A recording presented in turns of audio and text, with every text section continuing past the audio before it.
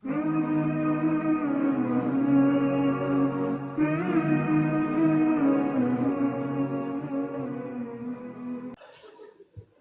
tuh suka merenung gitu, bertafakur, lihat-lihat ayat, ya Allah, Nabi Adam kesalahan dikit, keluar dari surga. Ini saya dosa banyak, pengen masuk. Gimana caranya? Maka kita harus mencari amalan yang sekiranya dengan amalan itu akan cepat menggugurkan dosa-dosa kita. Karena yang paling bahaya adalah kita tidak mengerti berapa banyak dosa sudah dikumpulkan. Contoh, ini dosa mata aja di hari ini udah berapa banyak? Saya tanya pada antum, apa fungsi mata? Tuh, sudah salah. Mata bukan melihat, kalau cuma melihat, kambing juga melihat. Elang melihat. Bahkan mata elang sering saya katakan lebih tajam dibanding mata kita. Elang tuh naik sampai ke atas tinggi lewatin gunung. Anak ayam kelihatan. Antum naik pesawat sampai ke atas, anak sendiri gak kelihatan. Gak percaya besok silakan cek aja naik. Tapi persoalannya mata kita dihisap, mata elang enggak. Buka Quran surah ke-17 ayat 36. Paling kanan sebelah bawah. Wala taqfu ma laysa laka bihi ilmun innas sam'a wal basara wal fuada kullu ulaika kana anhu mas'ula. Hati-hati kata Allah, jangan mengikuti sesuatu yang belum kita tahu karena semua unsur sumber pengetahuan akan ditanya. Telinga akan ditanya, mata akan ditanya. Maaf, hati kita, pikiran kita akan ditanya.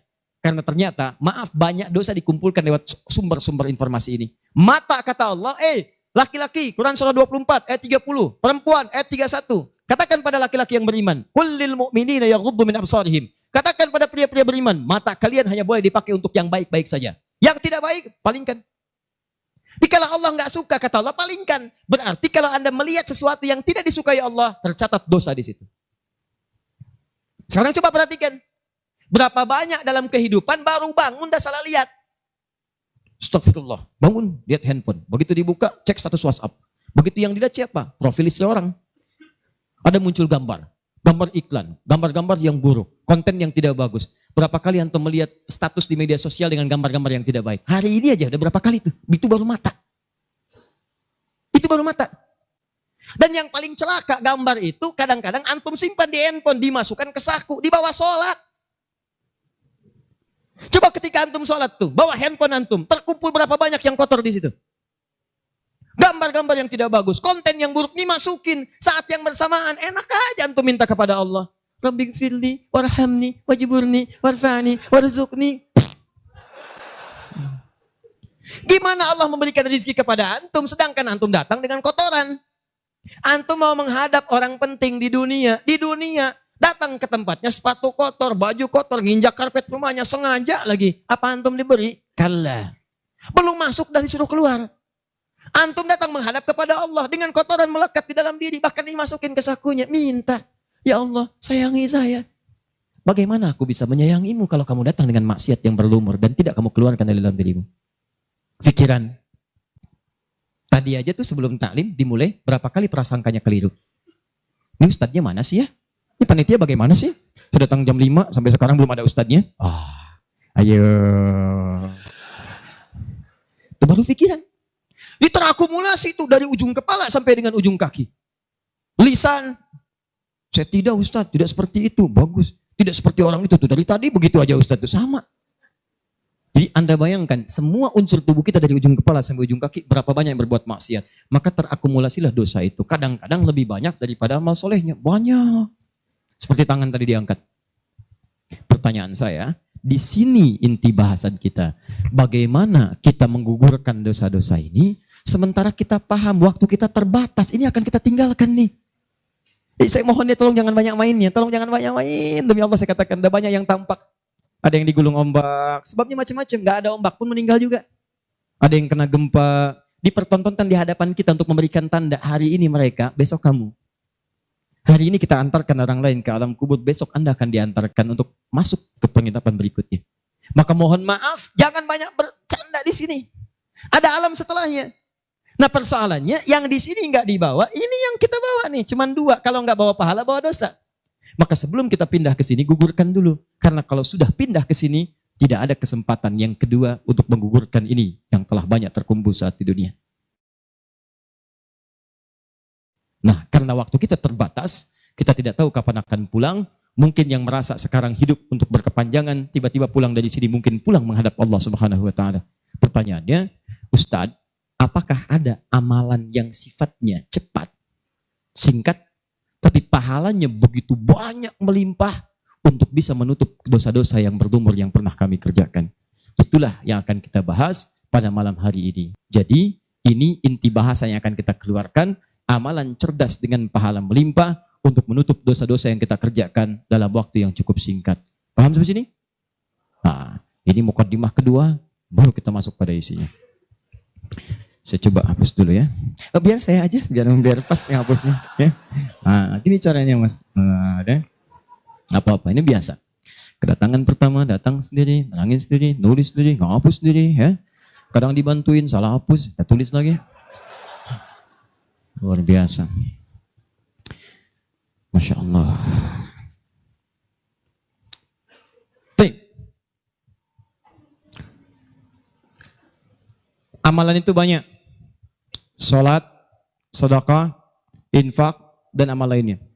Tapi persoalannya, waktu kita terbatas. Begitu mengerjakan, ada yang wafat. Begitu belum mengerjakan, ada juga yang meninggal. Sekarang kira-kira, yang pahalanya banyak saat dikerjakan, yang kalau itu didapatkan, dosa-dosa banyak dihapuskan. Jadi kalau yang tadi biasa ngapus satu, ini langsung. Begitu dikerjakan, wah 1000 pahala datang, 1000 dosa gugur. Apa saja amalan itu? Kita mulai. 1. Semua amal kebaikan yang kita kerjakan, yang jadi amal saleh, bernilai hasanah, itu dalam fikih disebut dengan sedekah namanya. Ya, saya kasih konsepnya dulu supaya paham. Kullu ma'rufin sedekah. Setiap perbuatan baik itu namanya sedekah. Di nama umumnya sedekah. Salat sedekah, zakat sedekah, infak sedekah. Bahkan bahasa Al-Qur'an disebut juga dengan sedekah. Contoh. Zakat ketika disebutkan dalam Al-Qur'an namanya sedekah. Ya, Quran surah ke-9 ayat 103. Khudz min amwalihim sedekah. Ambil zakat dari harta mereka, tapi disebutnya dengan sedekah. Ya, dikeluarkan pada 8 golongan sedekah. Ayat ke-60-nya, innamas shadaqatu lil fuqara. Infak sedekah. Buka Quran surah kedua ayat 264, paling kiri sebelah bawah. Ya ayyuhalladzina amanu la tubtilu shadaqatikum bil manni wal adza. Jangan kalian batalkan sedekah-sedekah kalian dengan perbuatan yang merusak. Apa contohnya? Kalladzi yunfiqu malahu ria'an nas, seperti orang infak yang ria. Jadi infak disebut dengan sedekah. Di semua perbuatan baik kita, salat kah, haji kah, umrah kah, puasa kah, semua namanya sedekah dalam fikih. Nah, sedekah ini kemudian oleh Nabi dibagi kepada 2 bagian. Ya. 1, ada sedekah yang saat dikerjakan itu pahalanya terus ngalir tuh. Terus mengalir. Bahkan dahsyatnya, maaf sekali, orangnya wafat pun tuh pahalanya terus datang sampai dengan kiamat. Di sepanjang di muka bumi ini belum kiamat, maka pahala akan terus datang, ngalir. Dalam bahasa Arab sesuatu yang mengalir disebut dengan jariyah. Maka muncul istilah sedekah jariyah. Sedekah jariyah. Ya, maaf, asalnya bukan amal jariyah, sedekah jariyah. Ya, sedekah jariyah, bukan istilahnya amal jariyah. Sekarang kalau mau nyebut amal jariyah pun dibenarkan. Cuma kalau di Arab, amal jariyah itu begini nih. Ya, kalau di Arab sekarang, antum jalan, tiba-tiba sedang ada perbaikan, ada lubang. Maka sedang diperbaiki ini ada tulisan kasih papan, afwan amal jariyah, amal jariyah. Maaf, ada pekerjaan jalan mengganggu Anda lewat. Di Arab itu amal jariyah itu pekerjaan sedang berlangsung mengganggu orang lewat. Sekarang begitu. Ya. Makanya kalau ada orang naik ke bis bawa kotak gitu kan, mau minta-minta maaf Pak, amal jariyah, betul, ganggu orang lewat. Ya. Benar secara bahasa, tapi secara makna ini yang paling tepat. Yang kedua, ada yang sifatnya sedekah thabitah. Yang pahalanya berhenti di situ, tetap selesai seketika. Thabitah. Jadi begitu Anda kerjakan, dapat pahala sampai situ aja. Begitu selesai pekerjaan, selesai pahalanya. Thabitah, tetap selesai di situ. Maka kalau kita ingin cerdas, kata para ulama, semua dosa-dosa kita ingin dihapuskan, ditutup. Dihapus, hapus. Maka Anda mesti keluarkan apa saja jenis-jenis sedekah jariyah itu. Supaya ketika selesai kita kerjakan, pahalanya tetap mengalir untuk menutup dosa-dosa kita. Maka kita akan fokus kepada amalan-amalan yang ini, yang saat dikerjakan, pahalanya terus mengalir. Tapi jangan lupa, hati-hati, yang ini pun dibagi dua lagi. Awas, pelan-pelan. Jadi kita sepakati, kita ambil yang ini satu, untuk malam ini. Yang kedua, yang ini pun dibagi dua lagi. Ada amalan sedekah tsabita, saat dikerjakan pahalanya datang saat itu. Tapi yang paling menarik, ada nilainya kecil, ada nilainya besar, banyak. Kalau dikerjakan ada yang nilainya cuma 10 aja. Tapi ketika Anda kerjakan yang kedua ini, ada yang 700, ada yang 70.000, ada yang 700.000 sekali dikerjakan. Sekarang kita akan keluarkan amalan apa saja yang saat dikerjakan itu pahalanya melewati batas yang standar ini. Jadi saat dikerjakan bukan 10 poinnya, tapi lebih daripada 10. Amalan apa saja itu pada sedekah tsabita, dan amalan apa saja yang jariyah yang kita bisa keluarkan dan menggugurkan dosa-dosa kita. Sepakat sampai sini? Baik. Satu. Kita langsung ke poinnya. Untuk yang sedekah tsabita, amalan standar yang tetap. Yang biasa-biasa, contoh, misal, sholat, begitu dikerjakan sekali, dapat 10. Selesai sholatnya, selesai pahalanya. Jelas? Tapi beda ketika antum mengerjakan sholat berjamaah. Ya. Dia tsabita, tapi pahalanya berlipat. Tsabita, tapi pahalanya berlipat. Baik, saya mau tanya pada antum, sholat sendirian 10, sholat berjamaah berapa? 27. Maka kalau Anda ada ajakan berjamaah, sekalipun misalnya di tempat itu tidak ditemukan masjid, sedang di kantor, ada teman misalnya, alih-alih Anda sholat sendirian dan tidak bisa menemukan masjid, kenapa nggak ajak teman Anda untuk berjamaah? Walaupun cuma 2 orang. Beda pahalanya teman-teman sekalian sampai 17. Yang satu 10, yang satu 27. Karena sholat berjamaah itu hadisnya dibagi 2. Ada hadis yang mengajak ke masjid, ada hadis yang masjidnya nggak ada, cuman bisa berjamaah. Sholatul jamaati afdalu min sholatil fardi bisa bin wa isyrina darajah. Sholat berjamaah lebih utama daripada sendirian. 27. Jamaah di sana sifatnya umum. Kalau ada di masjid, usahakan ke masjid. Kalau nggak bisa ke masjid karena alasan syar'i, maka yang penting jamaah. Saya suka bingung nih. Ini kan di rumah kamar banyak, tempat luas. Kenapa kok bisa di rumah ada 5 orang? Ini ada istri, ada suami, anaknya 2, asisten rumah tangga 1. Kok bisa ini sholat di kamar yang ini sholat di kamar yang ini sholat di ruangan yang ini? Kenapa di rumah itu nggak kumpul satu tempat berjamaah? Pahalanya 27. Satu kedua, 500 tahun. 2 ketiga, 500 tahun. Jadi kalau antum sedang lupa-lupa tuh, ingat-ingat dosa. Daripada milih sendirian cuma 10, berapa dosanya pada saat itu? Boleh jadi pahala sholat antum 10, tapi dosanya pada hari itu 20. Tuh. Bagaimana cara nutupnya? Maka biasakan naikkan. Jamaah. 1, sholat berjamaah. Karena itu panggilan-panggilan sholat dalam Al-Quran seringkali menggunakan bentuk jamaah. Silahkan cek. Panggilan sholat pertama Al-Baqarah ayat ketiga. Alladzina yu'minuna bil ghaib wa yuqimun, tunaikan dengan orang banyak, bentuk jamak. Mereka tunaikan dengan orang banyak, kerjakan dengan banyak orang. Makanya kalau bisa berjamaah, kenapa mesti sendirian? Jelas sampai sini? Kalau antum ke masjid itu lebih banyak lagi. Tadi sudah saya jelaskan, datangnya dapat 25, masuk masjidnya, i'tikafnya, macam-macamnya. Makanya kalau sudah ada panggilan jamaah untuk ke masjid dan antum bisa mengerjakannya, demi Allah saya katakan, jangan tinggalkan. Jangan tinggalkan. 1. 2. Saya sebutkan yang banyak saja supaya agak cepat. 2. Membaca dan menghafalkan Al-Quran. Membaca dan menghafalkan Al-Quran. Amalan kelihatannya sederhana, tapi pahalanya begitu berlimpah. Masya Allah. Tahan sebentar. Tadi kalau sholat sendirian, berapa pahalanya? 10 sholat. Baca Quran, bukan sekali baca, 1 hurufnya 10. 1 huruf. Dalilnya At-Tirmidzi nomor hadis 2910. Perhatikan kalimatnya.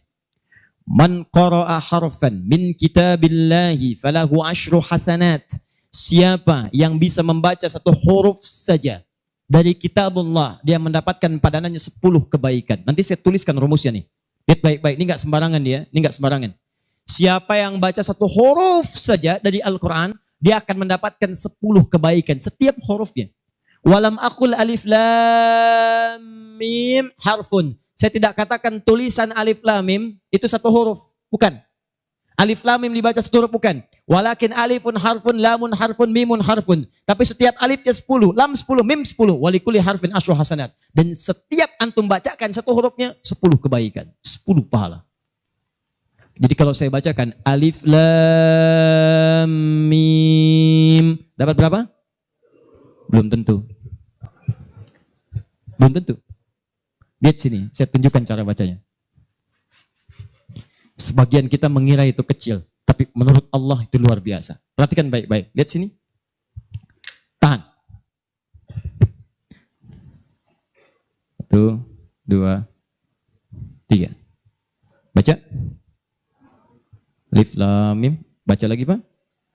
Bagus. Ada lagi yang bisa dengan tajwidnya yang lebih bagus? Siapa lagi? Boleh, silakan angkat tangan.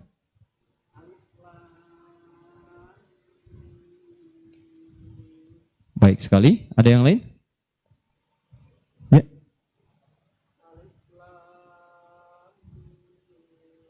Bagus. Dikit lagi. Ada yang lain? Satu lagi. Masya Allah.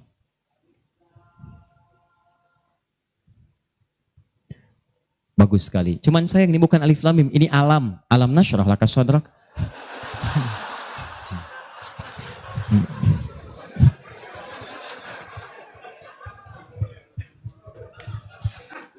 Saya mau katakan, kalau Quran ini seperti tuduhan orientalis dan orang-orang menuduh Quran buatan Nabi Muhammad, padahal dulu tidak ada harakatnya, maka semua kalimat ini yang tertulis begitu akan dibaca sama. Tapi Masya Allah, yang satu alif lam mim, yang satu dibaca alam. Alam nasyrah laka sadrak. Alam tara kaifa fa'ala rabbuka bi ashabil fil. Tapi tiga-tiganya memiliki kesamaan dalam bentuk tulisan. Perhatikan baik-baik. 1, 2, 3. Kata Nabi, lihat.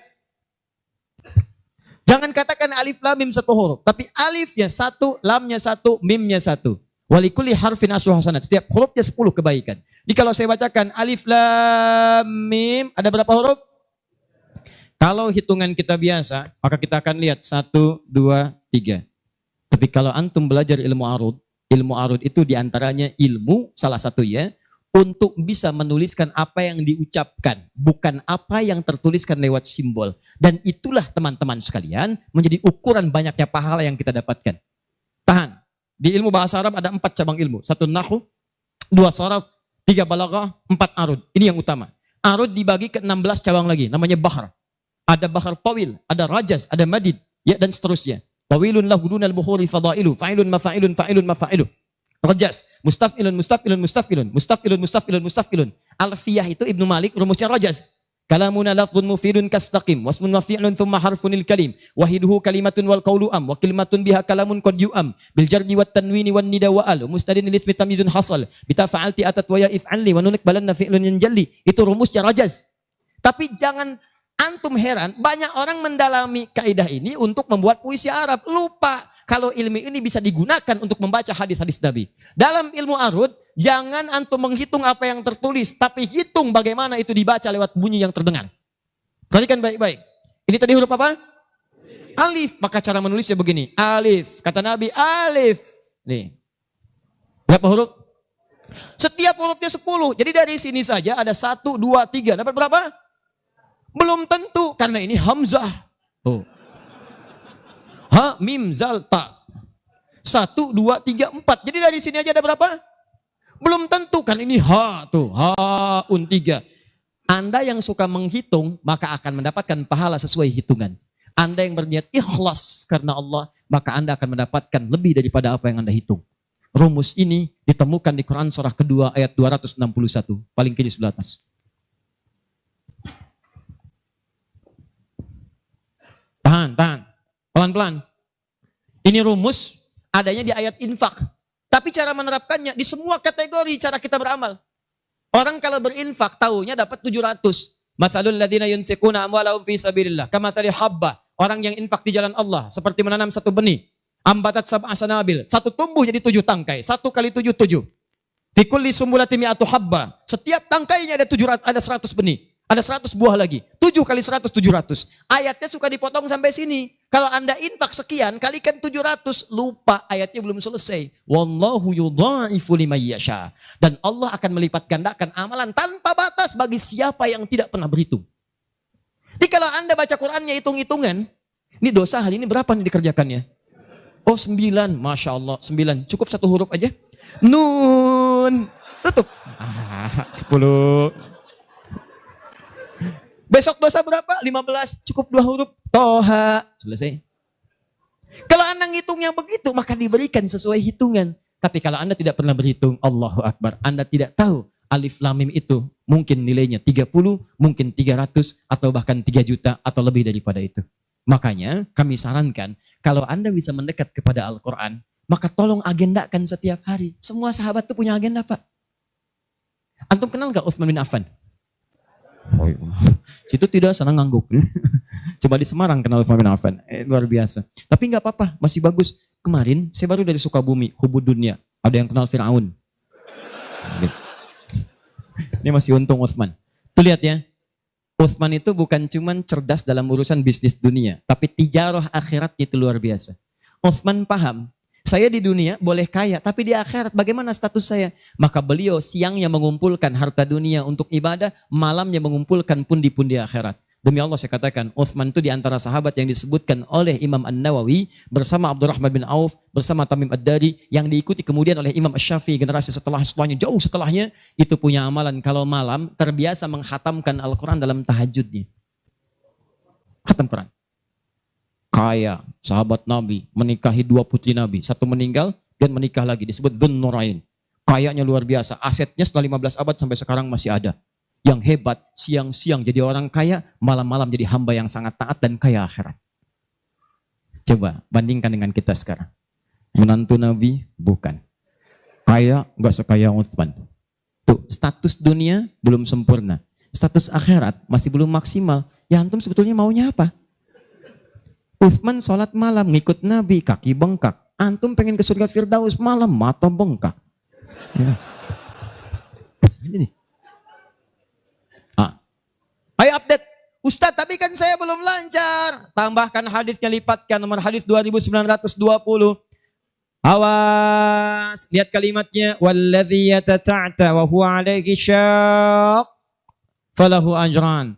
Siapa yang memulai menghafal, membaca, siapa yang mulai membaca Al-Quran tidak lancar, terbata-bata bacanya, mengejaknya. Orang baca alif lam mim, dia alif lam mim falahu ajran, maka dia mendapatkan 2 kali lipat dari orang yang lancar. Orang lancar misal 30, dia 60. Terima kasih ya Allah, kalau begitu besok saya nggak lancar aja bacanya. Oh, bisa. Itu tidak lancar yang direncanakan. Yang lancar diikuti oleh malaikat ma'asyafaratil kirabil bararah. Yang belum lancar diapresiasi karena perjuangan kesungguhannya, bacaannya dapat nilai, perjuangannya mendapatkan nilai di sisi Allah Subhanahu wa ta'ala. Karena itu saya sarankan, maaf, mulai sekarang antum bikin kurikulum. Nih, 1 tadi, bikin tabel begini. Nih, saya katakan pada teman-teman juga yang di Bekasi, yang di Jakarta, ya, saya kasih 2 amalan dulu nih. Mulai sekarang, antum bikin begini. Tahan ya teman-teman sekalian, nanti saya sampaikan bagaimana seorang Mu'adz, orang Mesir, baru kecil belum balik sudah menyiapkan amalan ini. Punya program. Nih, harinya nomor 1, 2, 3 dan seterusnya. Ini misalnya harinya apa besok. Amalannya apa? Mulai dengan sholat di sini, jamaah. Ini tadi bacaan Al-Quran. Kalau bisa, saya sarankan setiap hari mulai menghafal, walaupun cuma 1 ayat. Usahakan menghafal. Demi Allah saya katakan, pahala menghafal Quran lebih banyak daripada baca. Paling minimal 4 kali lipat. Karena itu ayat menghafal disebutkan 4 kali dibandingkan ayat baca. Silahkan cek Quran surah ke-54. Ayat 17, ayat 22, ayat 32, ayat 40. Saya ulangi, ayat 17, ayat 22, ayat 32, ayat 40. Ada?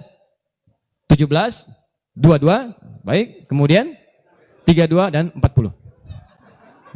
Kenapa ketawa? Benar kan? 4 ayat 17, ayat 22, kemudian ayat 32 dan 40.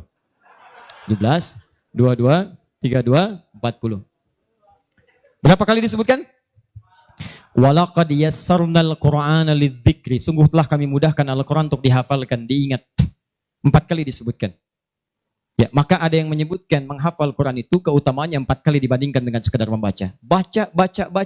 Orang baca itu biasanya cuma sekali. Dzalikal kitabu la raiba fihi hudal lil muttaqin. Sekali. Tapi orang menghafal jangan harap sekali. Dia akan terus mengulang. Dzalikal kitabu la raiba fihi la raiba fihi. Dzalikal kitabu la raiba fihi dzalikal kitabu la raiba fihi hudan lil muttaqin dzalikal kitabu la raiba fihi hudan lil muttaqin dzalikal kitabu la raiba fihi hudan lil muttaqin. Pertanyaan saya, berapa banyak pahala didapatkan? Berapa huruf dia bacakan? Makanya kalau antum ingin melipat gandakan pahala dengan banyak, dalam satu hari antum punya agenda. Boleh antum baca, misal target sehari saya baca misal 1 halaman dan hafalkan 1 ayat. Kalau antum sudah punya kebiasaan begitu, demi Allah saya katakan, Allah akan merubah keadaan hidup anda jadi lebih nyaman. Tidak cukup dengan amin. Baca, hafal. Wah, Masya Allah. Syukur-syukur begitu sedang sholat berjamaah, minta sujud, terus meninggal, gitu kan? Wah, itu paling enak. Mau begitu?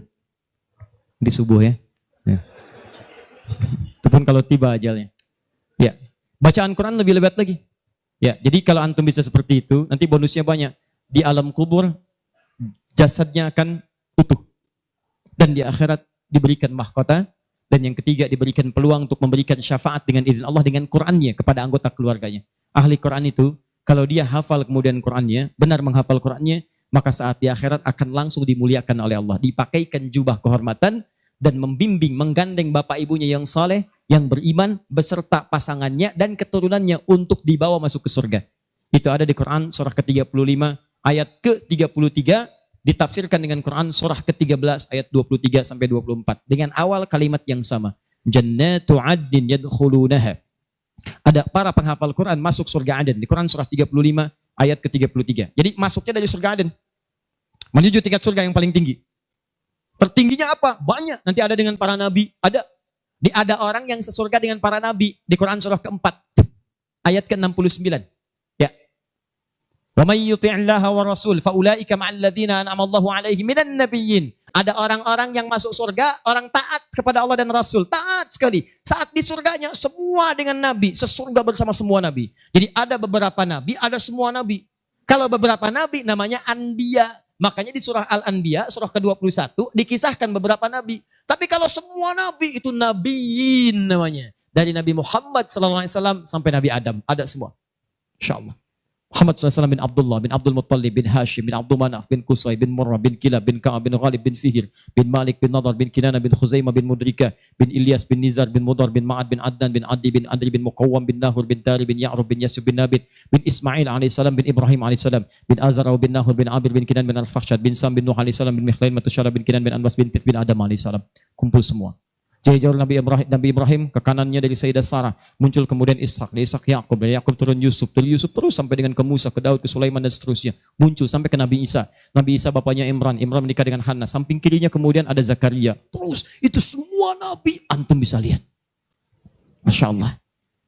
Akhi, antum di mana? Surga A dengan siapa? Depan saya, Masya Allah, ganteng-ganteng Nabi Yusuf. Dulu teman kita lihat sinetron ganteng-ganteng serigala. Ini Nabi. Oh, kita lihat Nabi Yusuf. Oh. Belakang saya Nabi Ibrahim. Pinggir saya Nabi yang punya tongkat jadi ular. Nabi Musa alaihissalam. Kanan saya Nabi yang sangat saya rindukan. Nabi Muhammad sallallahu alaihi wasallam. Penghafal Quran. Dia akan masuk, diberikan mahkota. Tafsirnya di At-Tirmidzi nomor hadis 2915. Begitu dia kemudian akan naik, maka Qurannya berkata, Allahumma halli, ya Allah, tolong hiasi dulu tubuhnya. Bedakan dengan yang bukan ahli Quran. Bedakan. Yuhallawna fiha min asawir. Demikian ayat Qurannya. Maka kemudian dia dihiasi dulu. ada gelang-gelang emas, ada macam-macam, semua tubuhnya indah. Maka Allah firmankan, apa kata Allah? Begitu dikatakan Allahumma halli, maka kata Allah, pakaikan mahkota kehormatan. Begitu dipakaikan, ya Allah, berikan pula pada fasilitatornya, kedua orang tuanya, sepanjang mereka beriman, maka dipakaikan di atasnya mahkota yang lebih terang daripada sinar masuk mentari yang ke rumah. Ya Allahumma ya Allah, Allahumma halli, ya Allah tambahkan kepada penghafal, bedakan dengan fasilitator. Fayulbasu ilaihi libasul karamah, maka dipakaikan jubah kehormatan. Begitu dipakai jubah itu, kemudian difirmankan, waqar, fa inna akhira qiraatika akhiru manzilatika. Sekarang kamu masuk ke dalam surga dengan bacaan Quran yang biasa kamu bacakan saat di dunia. Akhir tempat tinggalmu, disitulah ditunjukkan pada akhir bacaan Quranmu. Di begitu dia baca Quran, setiap dia baca masuk surga, naik ke tingkat yang paling tinggi. Dan dahsyatnya saat dia akan masuk surga itu, dia akan menggandeng bapak ibunya, istrinya, keturunannya. Buka Quran surah ke-13 ayat 23 sampai 24. Kalimatnya sama awalnya, jannatu addin yadkhulunaha. Ada orang-orang masuk surga Aden, ketika akan masuk, wa man salaha min abaihim, dia gandeng bapak ibunya yang saleh. Wa azwajihim, pasangan-pasangannya, wa dzurriyyatihim, dan keturunan-keturunannya. Allahu akbar. Di dunia ahli Quran itu kemuliaan Qurannya akan merembet pada sekitarannya. Silahkan cek kalau nggak percaya. Anda punya anak hafal Quran 5 tahun, bapak ibunya akan ikutan mulia. Musa yang hafal Quran, bapak ibunya dihajikan. Ahmad Kabil yang hafal Quran, ibunya, perawatnya, gurunya, teman-temannya ikut haji semuanya. Nggak percaya silahkan. Demi Allah saya katakan, Quran turun di 1 bulan, bulannya jadi mulia Ramadan. Quran turun di 1 malam, malamnya jadi mulia Lailatul Qadar. Quran turun di 1 hari, harinya jadi mulia hari Jumat. Quran turun di bawah malaikat Jibril, Jibrilnya jadi menjadi mulia, penghulu para malaikat. Quran diturunkan pada Nabi Muhammad, naik status jadi Sayyidul Anbiya wal Mursalin. Quran turun di Mekah, Mekahnya bercahaya. Quran dibawa ke Madinah, Madinah Munawwarah. Demi Allah, Quran tidak pernah singgah dimanapun kecuali orang itu dan tempat sekiranya akan jadi mulia. Kalau di Semarang ini, antum bikin halaqah Quran, di Semarang ada berapa hafid di setiap tempat, demi Allah saya katakan akan terjadi perubahan di tempat itu. Semua akan mulia. Jadi begitu digandeng, bapaknya, ibunya, wa azwajihim, pasangannya, wa dzurriyyatihim, anak-anaknya, cucunya, masuk. Begitu masuk diparadakan, wal malaikatu yadkhuluna alaihim min kulli bab. Semua malaikat menyambut mereka di depan pintu surga, mengatakan salamun alaikum bima sabartum. Selamat, Anda telah sabar saat di dunia, menyiapkan bekal untuk pulang. Sabar menghafal Quran. Itulah yang disiapkan oleh Muadz. Anak usia 4 tahun, saat saya berada di Mesir, anak ini masih dini, belum balik. Matanya kata orang buta, tapi hatinya begitu bersih. Dia bilang pada ayahnya, abati yuridul Quran. Pak, saya pengen jadi ahli Quran. Saya pengen menghafal. Kata bapaknya, tempatnya jauh, 20 kilo. Kamu ini punya keterbatasan. Gak apa-apa, saya pengen menghafal. Dia belum cerita kenapa dia mesti menghafal. Begitu bapaknya melihat tekadnya kuat, maka dari motor sederhananya dimodifikasi. Depannya dashboardnya diperbaiki. Supaya bisa menyimpan catatan Quran, lembaran-lembaran mushaf. Jadi begitu berangkat tidak ingin ada waktu yang sia-sia. Di jalan, beliau kemudian di jalan kadang melihat ke bawah. Bacakan Quran, anaknya dengar. Bacakan Quran, anaknya dengar. Begitu sampai di tempat belajar, dia tinggal mendengarkan syekhnya. Perbaiki, baca lagi. Setoran, pulang. Yang paling menarik, setelah berapa lama, anaknya hafal Quran yang tidak melihat diantar hafal Quran, bapak yang mengantar belum hafal. Tapi yang dahsyat, ingat baik-baik. Berlaku hadis Nabi di sini. Siapa yang memfasilitasi pada kebaikan, maka dia mendapat pahala yang sama dengan yang mengerjakan tanpa dikurangi sedikit pun. Itulah hikmahnya dalam ilmu hadis. Kenapa setiap anak ketika meriwayatkan hadis, nama anaknya dihilangkan, nama bapaknya disebutkan. Antum pernah dengar Ibnu Abbas? Nama aslinya Abdullah. Kenapa Abdullahnya dicoret? Disebutkan Abbas bapaknya. Ibnu itu anak laki-laki, Abbas bapaknya, anaknya Abbas. Ibnu Umar, nama aslinya Abdullah. Abdullahnya dicoret, disebutkan bapaknya Umar. Kenapa disebutkan nama orang tua, nama anaknya dihilangkan? Para pakar hadis itu luar biasa untuk menunjukkan bahwa amalan anak ini hasil didikan orang tuanya. Yang begitu diamalkan hadis ini, bukan cuma anaknya, bapaknya pun dapat bagiannya. Abbas itu pengusaha, Abbas itu pedagang, sibuk luar biasa, masih sempat mampir ke majelis Nabi. Cuman nggak selamanya bisa di situ karena ada kesibukan berbisnis. Maka beliau menginvestasikan anak bungsunya, namanya Abdullah kecil, untuk belajar di majelis Nabi. Boleh saya nggak ikutan, tapi anak saya mesti ikut untuk menyampaikan ke keluarga. Maka disimpan di situ. Anaknya masih muda, kecil, dengar, kadang merangkak, kadang main dan seterusnya. Tapi tahukah Anda, begitu Nabi wafat, anak itu usia 13 tahun. Nabi wafat sudah hafal 2000 hadis. Yang mesti Anda tahu, setiap beliau meriwayatkan hadis, dibuang kalimat Abdullahnya, disebutkan Abbasnya. Karena peran ayahnya yang mendidik dengan baik, maka setiap hadis ini disebutkan Abbas ya dapat, Abdullah kecil dapat. Semuanya dapat. Demikian dengan Quran. Bapaknya mengantar belum hafal, anaknya hafal. Begitu sudah hafal, di sini saya mau sebutkan. Perhatikan baik-baik. Datang reporter Kuwait. Dengar kisahnya. Begitu ditanya, kenapa Anda mau menghafal Quran? Perhatikan jawabannya. Nih, yang mau saya katakan. Saya menghafal Quran untuk mencari bekal bagi saya pulang. Saat saya menghadap kepada Allah sendirian, tangan saya bergetar, kaki saya bergetar. Saya tidak akan ditemani lagi oleh ayah yang mengantarkan saya dalam hafalan. Ibu saya tidak akan menemani, saudara saya tidak akan menemani. Saya akan sendirian bersama Allah. Ini anak masih kecil, mata nggak bisa lihat, belum balik, sudah punya pikiran demikian. Kalimatnya apa selanjutnya? Kata beliau, saya akan katakan di hadapan Allah dengan perasaan gemetar. Ya Rabb, jika memang bekal saya belum cukup untuk mendapatkan ridhamu sampai saat ini, maksudnya surga, maka mohon ya Allah, kurangi siksaan saya di neraka dengan Quran yang telah saya hafalkan ini. Ya Rabb, jika bekal saya belum cukup sampai saat ini untuk mendapatkan ridhamu, saya telah berhafal Quran ya Allah, saya telah berusaha menghafal Quran untuk saya bawa sampai dengan saat ini. Kalaupun itu belum cukup mendapatkan ridhamu untuk masuk surga, tolong ya Allah, walaupun saya ke neraka, kurangi siksaan saya di neraka dengan Quran yang telah saya hafalkan. Anak buta, mata belum bisa melihat, keadaan demikian, belum balik, dia sudah mencari bekal untuk pulang. Duhai Anda yang katanya pengen ke surga, surganya Firdaus, pengen bersama Nabi, demi Allah saya katakan, dari 24 jam Allah berikan pada Anda, berapa yang sudah Anda siapkan mencari bekal akhirat? Ayo kumpulin dunia, ayo silakan, silakan, gak ada yang larang. Cuma satu saat, Anda akan lihat siapa yang tertawa, siapa yang tertunduk lesu, membawa catatan amalnya. Itu saya sarankan bagi Anda, ayo besok bikin. Nih, sholat mau di mana? Baca Quran mau berapa ayat? Hafalan mau berapa ayat? Mesti beda. Antum lahir belum hafal Quran wajar. Masa pulang pun gak ada yang dibawa? Ayo bawalah walaupun cuma satu ayat. Ya, saya satu surat Ustaz, An-Nas, tambah. Ya, jelas? Kalau sudah jelas, amalan ketiga, saya cepat. Tenang ya, katanya pengen sampai subuh. 3, saya cepat. Setelah ini saya ke ujungnya. Kita sebentar lagi berakhir. Ketiga, infak.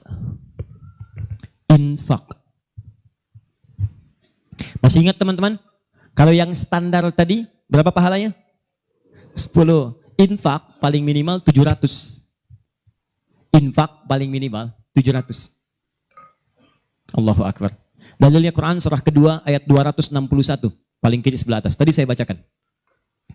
Mathalul ladzina yunfiquna amwalahum fi sabilillah kamathali habbatin ambatat sab'a sanabil fi kulli sumbulatin mi'atu habba. Wallahu yudha'ifu liman yasha' wallahu wasi'un 'alim. Perumpamaan orang infak di jalan Allah. Infak itu, ini yang perlu saya luruskan. Tidak harus menggunakan uang. Infak itu pemberian bersifat materi. Makanan itu infak. Pakaian itu infak. Buah-buahan itu infak. Silahkan berbagi. Walaupun gak ada uang, bisa kita gunakan dengan yang lain. Cek, kalau antum main ke Eropa, ada rezeki main misalnya, main ke Auckland, ke New Zealand. Ya, di situ ada donation itu bukan cuma dengan uang, food. Kadang mereka kasih dengan makanan. Ada yang nyimpen ciki, kotaknya di situ. Di kotak infak itu, kotak dalamnya ada ciki, ada beras, dan macam-macam. Sampingnya ada yang uang. Cuman mesti dilihat dulu bagaimana bentuk kotaknya. Ya, kalau kotaknya belahan kecil, itu pasti uang. Bukan beras. Oh ini beras nih, dibuka dulu karungnya diginikan. Tidak bukan. Silakan bebas. Ya, dan itu nilainya tinggi. Kadang-kadang antum lupa di majelis ilmu ada snacknya, walaupun cuma kurma dapat 2, bagi 1 dengan teman. Air misalnya tidak harus semua oleh antum.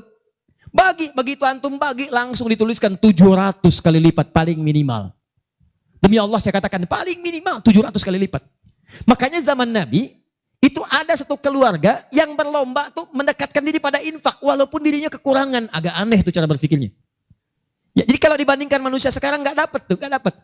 Saya mau tanya begini, antum di rumah persediaan, antum punya anak 2, antum dengan istri, 1 suami, 1 istri, 2 anak.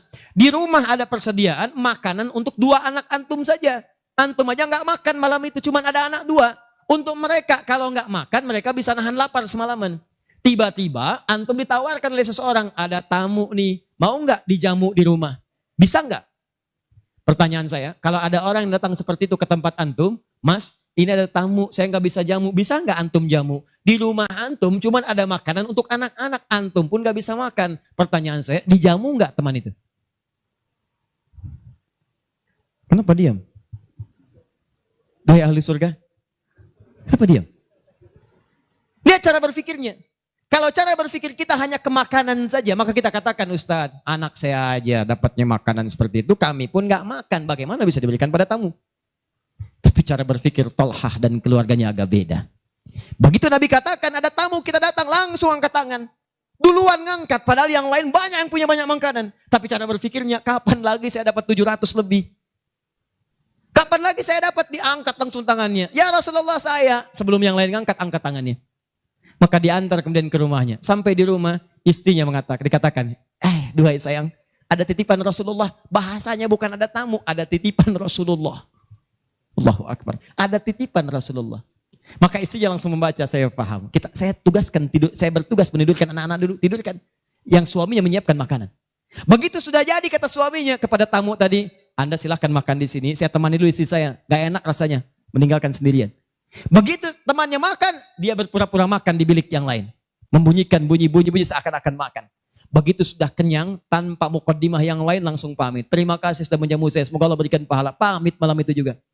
Begitu selesai pamit, subuh-subuhnya datang menghadap pada Rasulullah pagi-pagi. Apa yang terjadi? Turun ayat Quran surah 59 ayat 9 sampai 10 itu. Walladzina tabawwa'ud dar, sampai ke kalimat wa yu'thiruna ala anfusihim walau kana bihim khasasah. Tuh cara berpikirnya. Jadi kalau antum melihat peluang seperti ini, enak teman-teman sekalian, banyak sekali. Tidak harus uang, pakaian, makanan, macam-macam. Jadi kalau antum beli buah tuh, antum beli 5. Di rumah ada 3 orang. Berarti antum mesti sadar, Allah titipkan yang 2 lagi untuk peluang infak antum. Bukan untuk antum habiskan semua. Kok bisa orangnya cuma 3, beli mangga 5. Siapa yang menggerakkan antum untuk beli 5 mangga? Orang cuma 3. Berarti yang 2 lagi, itu Allah gerakkan untuk mendapatkan pahala. Ada peluang di situ. Lu kepada siapa ya Rasulullah saya berikan? Kepada siapa ya Allah saya infakkan? Ini yang sering keliru. Kata Allah langsung turun. Fi sabilillah, yang utama itu 5 dulu. 5. Kalau Anda temukan 5 ini, dia peluang infaknya sangat tinggi untuk diberikan. Siapa mereka ini? Ada di Quran surah kedua ayat 215. Paling kanan sebelah bawah. Yas'alunaka madza yunfikun. Mereka bertanya pada Muhammad SAW. Ya, awas, apa yang harus kami infakkan? Pada siapa? Maka turun jawaban, kul ma anfaqtum min khair. Katakan kalau mau infak mesti yang paling bagus. Ini kaidah pertama. Awas, ada peringatan di Al-Baqarah ayat 267. Wala tayammamul khabitha minhu tunfiqun walastum biakhidhihi illa an tughmidu fi. Jangan kamu infakkan pada orang lain yang kamu tidak suka. Melihatnya aja kamu enggak suka, dikasih orang. Antum punya uang 50.000 2, 1, wah masih keras, bagus, luar biasa. Masuk dompet enak dilihat. Yang kedua, wah sudah lecek, dekil, off the kumel. Wah dilihat gak enak, baunya gak nyaman. Tiba-tiba ada orang lewat, Pak, sedekah Pak. Pertanyaan saya, maaf, mana yang antum berikan? Yang lecek atau yang bagus? Tuh. Ingat, kalau urusan zakat mal, berikan yang bagus. Zakat mal, pilih. Paham? 5 orang ini siapa? 1, lil walidain, orang tua. Ini orang tua ini gak pernah minta, jarang sekali. Cuman kita yang mesti paham.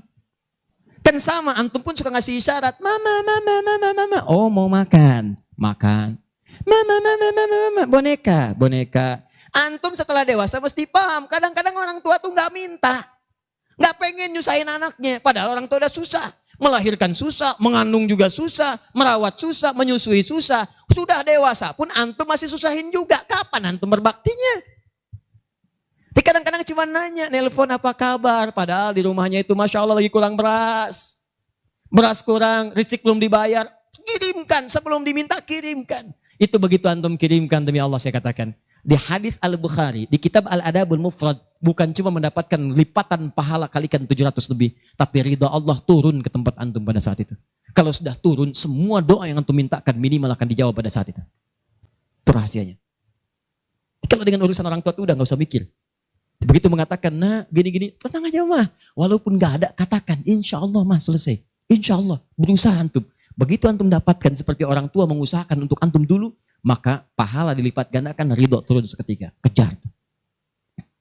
Wal aqrabin, kerabat terdekat. Kerabat dibagi dua.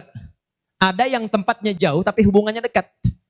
Punya saudara sekandung tinggalnya di Palembang, antum di Semarang. Ayo kirimkan. Anak bibi nggak bisa nih pendidikannya. Bantu, antum ada, bantu, nilainya tinggi. Jangan dikira ringan. Nih bagian kedua nanti kalau saya terangkan banyak nih. Tenang aja, kita masih sampai subuh. Bagian kedua. Saya ikutin deh. Antum jual saya beli. Ya, cuman saya beli sampai 9:30. Paham? Ayo akrabin. Yang kedua itu maaf. Golongan kedua akrabin bisa tetangga. Orang yang tidak ada hubungan famili secara mahram cuma tetangga antum. Tapi kalau yang kedua ini, Allahu Akbar, indahnya Al-Quran. Cek oleh antum, silahkan cek. Walaupun beda agama, itu tetap ada peluang infak. Gak ada ketentuan ini kecuali di Quran. Gak ada aturan ini kecuali di hadis. Buka Quran surah ke-31 ayat 15 paling kiri sebelah atas.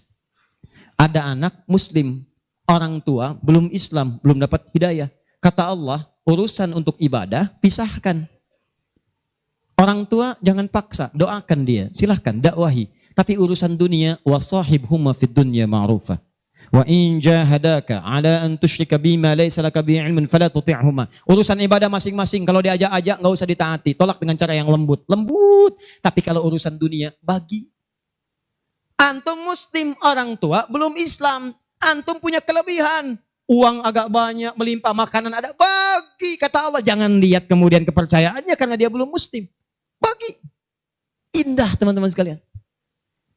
Dan itu ada pahalanya. Begitu antum berikan, masuk yang halal. Begitu halal masuk kan haram keluar. Kan cara berpikirnya begitu. Halal masuk, yang haram keluar. Begitu keluar, sekat di hatinya terbuka.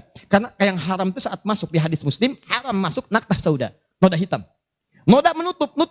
Kalau masuk jadi daging dia, antum misal, iyadzubillah bukan antum, ada orang lain konsumsi yang haram.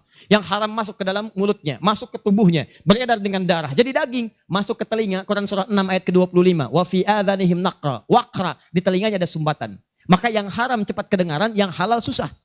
Masjid dekat, suaranya dekat, Allahu Akbar, susah. Tapi konser yang macam-macam, yang joget, yang ini, yang itu, nyampe tuh konser di Jakarta, dari Semarang tembus ke sana.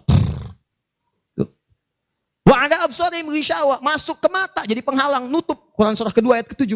Gak kelihatan. Orang ke masjid itu bukan gak kelihatan, nampak, cuman gak ada dorongan. Akhi, ayo ke masjid. Ya, alhamdulillah, nanti. Padahal yang besar lewat, kecil lewat. Yang paling aneh itu begini, kok bisa antum lewat depan masjid padahal bisa lewat jalan lain? Kenapa Allah antarkan sampai lewat depan masjid? Jadi kalau sudah Allah antarkan ke tempat-tempat yang baik, belum ingat Allah juga, antum mesti diantarkan kemana lagi? Tuh. Kok bisa antum lewat dengar adzan, padahal bisa antum lewat jalan lain gak kedengaran adzan. Kenapa kemudian yang dengar antum? Kok bisa lewat jalan itu kelihatan mata, padahal bisa ada jalan lain. Kok bisa ngelihat? Kalau Allah sudah berkehendak kebaikan, antum masih belum bisa membacanya, masih ditanya. Itu pasti ada maksiat masuk. Caranya keluarkan. Kalau yang haram masuk, masukkan yang halal. Maka yang haram akan dihancurkan. Hancur. Kemudian muncul yang halalnya. Kalau halal sudah masuk, maka hati itu akan mudah untuk mendekat kepada Allah. Doakan. Demikian tetangga kita. Jangan dikira tetangga antum yang muslim saja. Mungkin kita ada non muslim samping kita. Mungkin ada yang Kristen, ada yang Hindu, yang Buddha. Dalam hubungan keduniaan indah. Silahkan berbagi. Apa antum gak pernah dengar hadis Nabi? Siapa yang masak makanan, baunya sampai ke tetangganya, maka bagilah dia walaupun cuma kuahnya. Tapi maksudnya bukan daging yang antum makan, kuahnya antum bagi. Bukan. Tidak. Maksud hadis itu walaupun cuma masak kuah, bagi juga supaya dia tidak negatif thinking, tidak salah paham. Antum gak ada ayam, adanya singkong, cuman dimasak bumbu opor. Bumbunya opor, tapi dagingnya singkong. Dimasak gak antum bagi, tetangga bilang, oh masak opor enak nih, padahal singkong. Dibagi walaupun cuma kuahnya. Tapi pertanyaan saya, apakah hadis itu mengatakan kalau tetangga anda muslim saja? Tidak. Never. Walaupun dia non muslim, masak. Bagikan sebelum dia menghirup baunya, ketuk pintunya. Begitu diketuk dia keluar. Ada apa Pak? Ini ada makanan, walaupun sedikit mudah-mudahan bisa bermanfaat. Bapak baik sekali, terima kasih. Bukan baik, Allah yang memerintahkan saya untuk berbagi. Dan saat itulah kalimat Allah mengalir di hati yang paling bening, menghunjam ke jiwanya. Masuk jadi hidayah. Masya Allah, besok-besok dia ketuk pintu kan, Assalamualaikum. Udah bisa Assalamualaikum tuh. Sebelumnya tidak. Begitu dibuka sambil mengembalikan yang kemarin, ya panci yang kemarin dikembalikan. Pak, ini apakah Allah sudah memerintahkan berbagi lagi hari ini? Oh, lumayan. Nggak ada aturan kalau bukan non muslim jangan bagi. Nggak ada, indah dalam Islam itu. Jadi walaupun Anda kasih ke yang non muslim, pahala dituliskan. Jadi jangan pilih-pilih kalau urusan dunia. Anda masak, ini samping Islam, sampingnya lagi Kristen, sampingnya lagi kemudian muslim, non muslim. Bagi yang muslimnya, yang non muslim tidak. Begitu dia ngelihat kelewatan dipanggil Anda. Pak, kayaknya enak makanannya ya. Memang enak Bu, cuman sayang ibu kafir. Oh, kok begitu? Nggak ada. Jadi bagi teman-teman, silahkan. Dan pahalanya ada, indah. Cuman di kita tuh, coba lihat aturan antum bang aja deh. Kita fikirnya kumpulin lagi bab tumbuhan. Sekarang kan lagi musim rambutan ya. Rambutan. Tuh, antum di pekarangan ada rambutan, tumbuh. Pohon rambutan, pekarangan antum. Cuman sayang buahnya ke tetangga antum. Pus ke sini. Maka dalam kaidah fikih disebutkan hakun mushtarak. Ini hak bersama antara antum dengan tetangga. Kenapa? Karena antum keluar rumah kelihatan cuman pohonnya, dia keluar rumah kelihatan buahnya. Dan yang paling menarik, dia udah lihat buah, daunnya jatuh ke bawah. Dan kadang buahnya jatuh ke sini, membuat dia kesulitan. Awas, jangan sampai dia cuma ketiban sampahnya saja, antum kedapatan buahnya. Naik ke pohon rambutan, nggak boleh. Apa yang harus antum lakukan? Datangi dia, ketuk rumahnya. Sampaikan, Pak, maaf saya cuma mau ngasih tahu, itu ada pohon rambutan. Iya, saya juga tahu. Punya bapak kan? Bukan, itu memang pohon saya. Cuma buahnya merambat ke tempat bapak. Terus, itu hak kita bersama. Bapak nggak usah minta. Begitu inginkan, ambil aja. Silahkan dapatkan. Aturan dari mana itu? Ini Rasul saya yang mengajari. Nabi Muhammad SAW. Bapak keluar, lihat buahnya. Saya keluar cuma lihat pohonnya. Kalau bapak pengen, ambil aja. Wah, hebatnya Islam. Terima kasih Pak. Insya Allah. Udah insya Allah tuh. Nanti saya ambil. Udah, pergi tuh. Ambilin. Dan kita senang lihat ya. Begitu diambil, pahala. Setiap satu buah, 700 pahala. Setiap satu buah, 700. Masya Allah. Luar biasa. Dan dia kan gak paham fikih. Belum masuk Islam. Besoknya, ayam antum main ke tempat dia. Ayam. Dia kira hukum ayam sama dengan rambutan. Nabinya umat Islam baik banget. Kemarin ngirim rambutan, sekarang ayam. Pokoknya mungkin ayam itu akan menggendong antum ke surga. Ya? Infak tuh. Nah, pertanyaan saya, antum punya agenda berapa untuk infak tuh? Coba lihat, kadang-kadang kan ada anak yatim samping. Gak usah terpikir banyak uang, pakaian. Buka tuh pakaian antum. Masuk ke kamar, buka. Begitu dibuka, berapa banyak koleksi pakaian antum? Coba cuma pesen satu aja. Mohon maaf ya, maaf sekali. Jangan sampai ada pakaian, walaupun sehelai itu, yang belum pernah dipakai ibadah. Usahakan setiap yang kita gunakan jadi saksi di akhirat bahwa dia pernah dipakai ibadah. Karena semua akan bicara.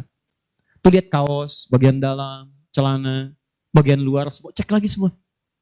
Dan kalau sudah itu antum pakai, ada yang lain gak kepake, bukan gak kepake. Boleh jadi itu dititipkan oleh Allah kepada antum untuk menjadi pahala antum dengan itu. Sebab mudah bagi Allah menitipkan pada yang lain. Kenapa dipilih antum supaya dapat bagian pahalanya? Jelas? Terakhir, amalan keempat, bagian pertama. Salah sendiri pengen sampai subuh. 4.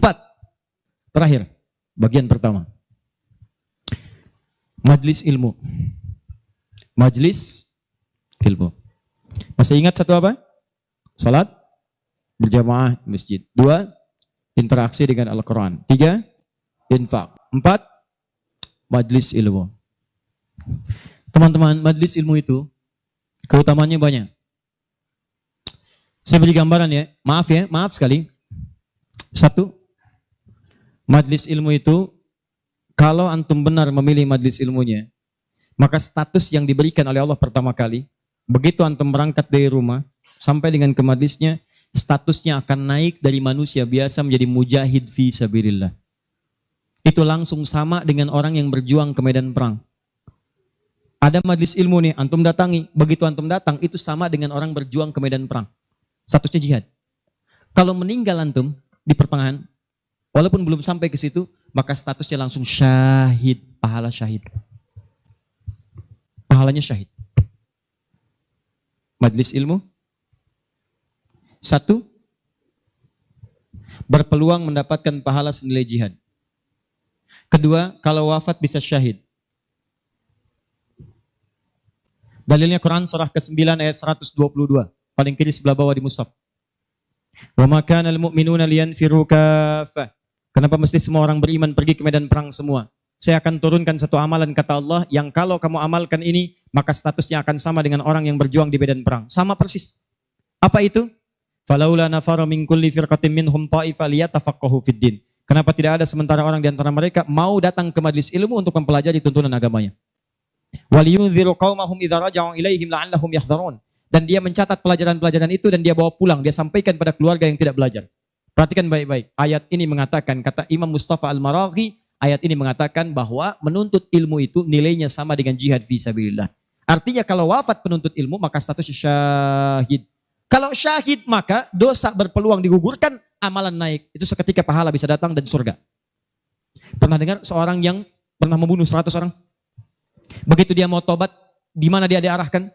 Kata ulama pada saat itu, pergi kamu ke majlis sana. Ke majlis ilmu. Disuruh ke majlis ilmu.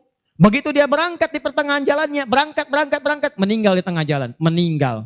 Statusnya dalam keadaan di tengah jalan ke majlis ilmu, dia bertobat kepada Allah, diterima tobatnya. Saat berangkat itu meninggal di tengah-tengah. Ada pahalanya. Apa yang terjadi? Surga. Surga, diampuni dosa, naik ke surga. Di sini turun kemuliaan yang ketiga. Disebutkan di hadis Nabi, riwayat Ibnu Majah, nomor hadis 233.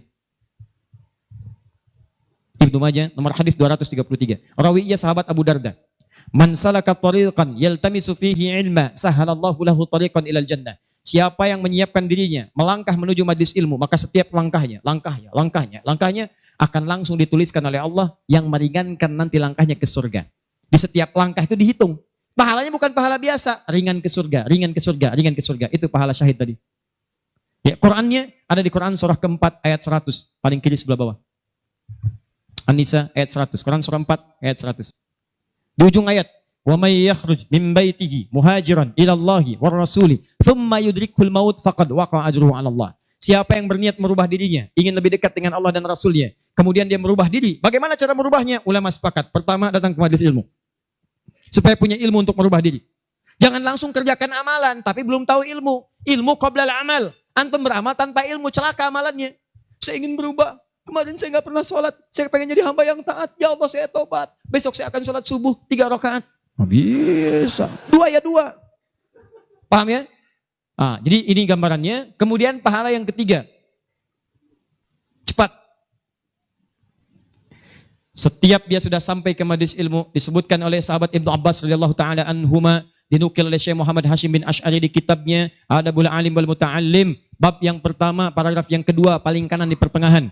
Orang yang sudah masuk ke majelis ilmu maka pahalanya langsung dituliskan 700 kali lipat. Tanpa henti, naik terus diangkat. Dan itu berlangsung sampai diamalkan. Jadi kalau ada seorang hamba, cuman dia beramal tanpa ilmu. Dengan seorang hamba beramal dengan ilmu, beda pahalanya 700. Misal, antum masuk ke majelis ilmu nih, dapat 700. Diajarkan tentang sholat, bab sholat diajarkan. Kalau anda mengangkat tangan setelah menghadap kiblat, hadisnya, misal disebutkan di hadis riwayat Abu Dawud, nomor hadis 857. Di Al-Bukhari disebutkan, anda saya angkat tanganmu, misal sejajar dengan bahu. Ucapkan Allahu Akbar. Saat diucapkan rasakan, buang urusan semua dunia ke belakang. Buang, jangan bawa dunia. Hanya Allah yang paling akbar. Begitu antum tahu dalilnya seperti itu, caranya bagaimana, itu langsung dituliskan. Baru takbir sudah mendapatkan 700 kali lipat. Tapi kalau antum cuma sholat saja, abid, sholat, gak paham bacaan, gak paham gerakan, dituliskan cuma 10. 700 kali lipat. Ma baina darajataini khamsumi'ati sanatin. Di antara satu kedua 500, dua ketiga 500, tiga keempat 500 tahun. Majelis ilmu. 4. Di hadis yang tadi, di Ibnu Majah nomor hadis 233 dari sahabat Abu Darda, orang yang menuntut ilmu itu teman-teman sekalian langsung, ya, wa innal malaikata la tadau ajnihataha ridwan li talibil ilmi, mendapatkan ridha malaikat, mendapatkan ridha malaikat. Jadi antum jangan dikira biasa nih, dari sejak berangkat sampai ke sini itu malaikat menaungi antum, membentangkan sayapnya. Cuma memang dibuat oleh Allah gaib, gak kelihatan. Sebab kalau kelihatan gak akan jadi datang ke sini antum. Baru keluar rumah malaikat tuh begini. Siapa? Malaikat maut. Paham ya? Baik. Nah, dari semuanya ini puncaknya teman-teman sekalian, puncaknya derajat antum akan diangkat oleh Allah. Diangkat. Dua. Satu karena ilmunya, kedua karena imannya. Dalilnya Quran surah ke-58 ayat 11. Yarfa'illahu alladhina amanu minkum walladhina utul ilma darajat. Jadi saran saya dengar ini ada 46 majlis taklim berkumpul di sini. Ini anugerah. Tidak mudah mendapatkan itu. Tidak mudah. Di saran saya setiap ada majlis ilmu, ayo datangi. Bagi waktu masa dalam sepekan gak ada untuk akhirat. Dunia aja kejar dunia. Kenapa gak nyari akhirat?